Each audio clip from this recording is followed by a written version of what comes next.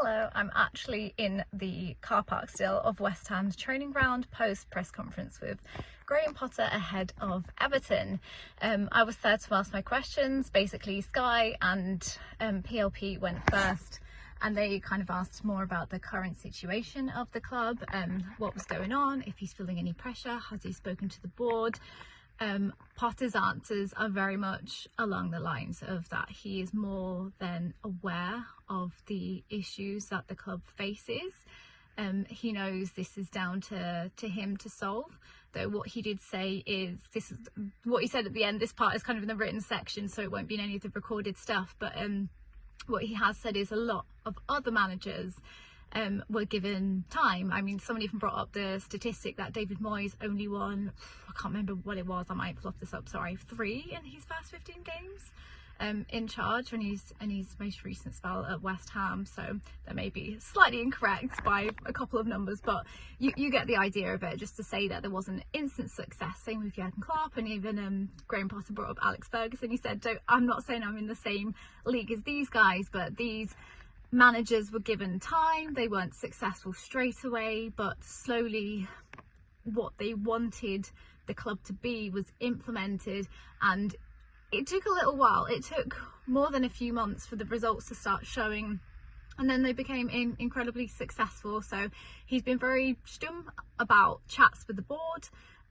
He says at the moment there is no discussion about him not staying on as West Ham manager. He was also asked about the rumours that have been published about possible other managers being looked into, and he said these are all just rumours. It is all just what the media are kind of posting just to make speculation about. At the moment there's been absolutely no talks of that. Graeme Potter is still very much the West Ham manager for now and for the foreseeable.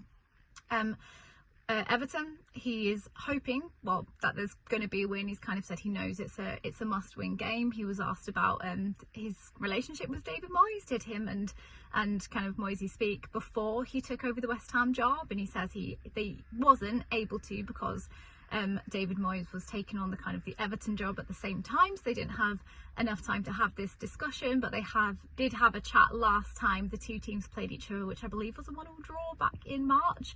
He said they had a really lovely chat, and Moyes has basically just said nothing but lovely words about the club. When it came to my side of things for the questions, I thought I'd ask a bit more about kind of the days that they were playing, just to lighten up the mood a little bit, because they're playing for the first Monday in a very, very long time. Does he prefer to have this extra time with the team, and also to kind of keep an eye on the other results and everything else going on in the Premier League? But he says that isn't a thing that he's too bothered about. This was something that David Moyes, to all of his press conferences, that Moyes was kind of keen on. He loved having kind of a Monday game and speaking about it, so I thought I'd pop it in there for Potter, but this isn't a big thing for him. I did ask as well if he feels like heat towards a manager can be unfair sometimes when it comes to poor results. Is there too much focus on the manager going wrong rather than sort of the players or the owners? I know there is a lot of heat on the owners as well, but I feel like does the manager sometimes feel like they take a bit too much of that responsibility? But he said that is literally all part of being a Premier League manager. I thought that was an interesting question to ask, because I've had such different answers to that one during my time as a journalist. A few managers have basically said to me, yeah, I feel like a scapegoat sometimes when something's not quite going right, and I get such an unfair amount of heat on me, but realistically it's this and this that's wrong.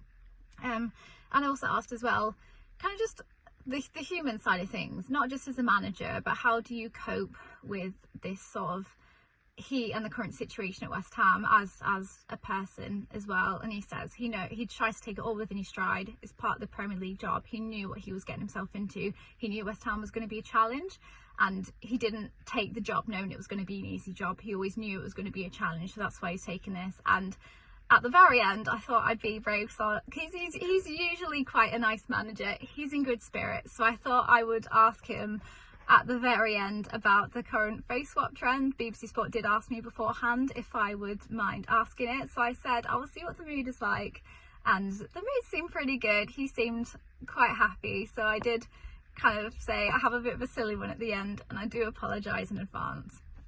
And I asked him if he was aware of the face swap trend. You know, sometimes it's nice. Some people are like, what a silly question to ask him, but honestly, it's just something a little bit light for a change. And thankfully, he was really cool about it. He thought it was really funny. He laughed, said his 15-year-old son knows the trend very well, and has been showing them to him. So yeah, he took that really, really well. And even at the end, when all the kind of cameras were off, the recordings had stopped, I even went up to him and was like, oh, sorry again. So I was taking my equipment back, and he went, honestly, no, it's funny. I like having something a little bit different. So that was good. But that's kind of the premise of the press of today.